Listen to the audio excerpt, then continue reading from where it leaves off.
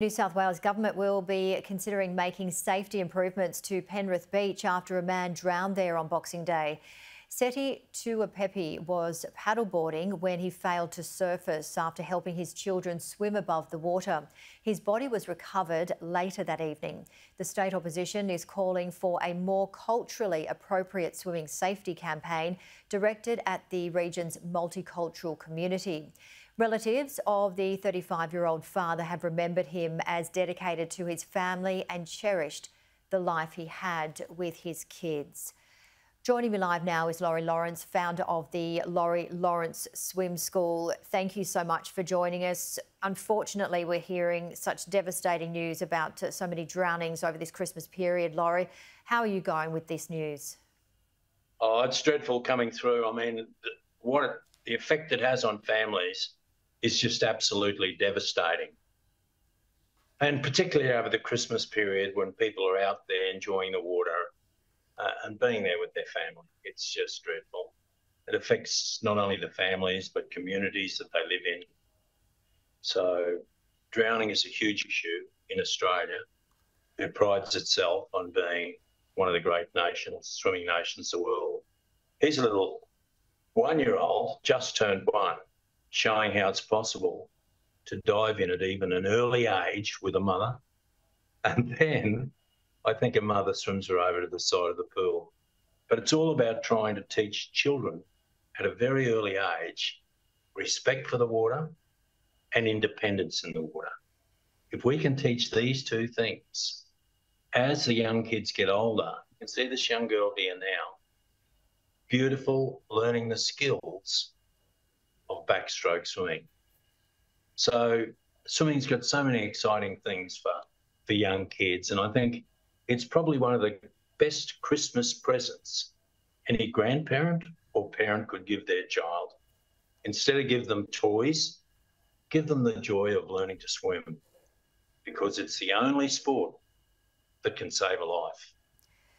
Very good, important messages there. And you're a former elite swim coach yourself. You were coaches for the Australian Olympic team, so you know swimming very well and the importance of, swimming, as you just saw there with the 1-year-old and the slightly older girl there. But unfortunately, due to cost of living pressures with COVID lockdowns, there has been a rise in people not going to lessons. But a very good point you make there, Laurie, about perhaps it being a present rather than a toy. What could we do if perhaps people don't have money for swimming lessons? What would you advise?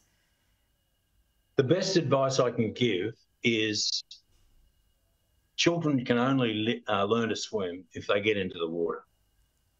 So as a parent or a grandparent, the idea is to take your child or grandchild to the water as often as possible. They won't have the fine skills that this young girl's got here because she's learning to even do butterfly at this stage. But they learn to float. Once they learn to float, they can learn to move through the water. And the more often you get them in the water, the better they get. So parents, grandparents, if you can't afford swimming lessons, you can afford to take your child down to the river and supervise closely, or down to the ocean and supervise closely. But the best place is those shallow play areas that you see in many of the community centres, where the kids can go in and play in shallow water.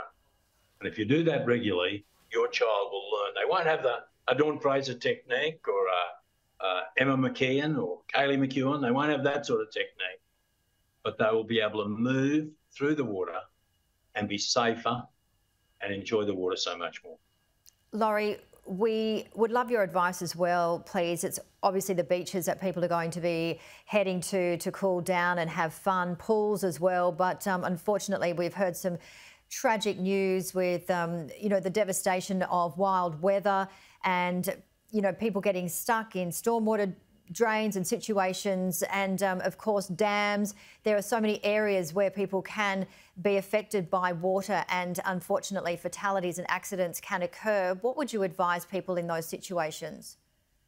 Anywhere there's water, a child can drown, depending on their age, how deep you need the water. I mean, we had a young child many, many years ago drown in a dog bowl. a water bowl for a dog in South Australia. So the young children, at this age, when they're young, they just love to explore. They get their little trainer wheels, their little legs start moving, and so they move from point A to point B, and the place they love the most is the water.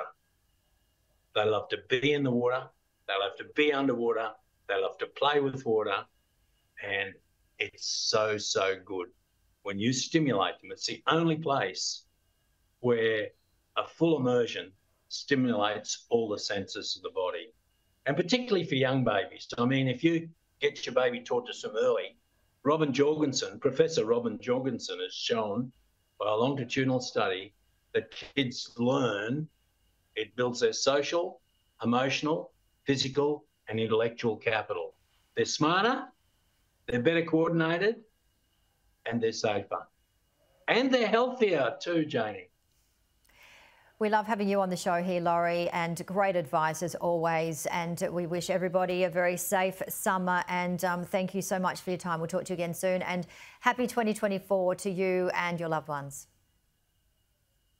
Jamie, thank you so much. It's just an absolute pleasure to get this message out, because I know when we get the message out, we can save lives. Yes, indeed. Thank you so much, Laurie Lawrence.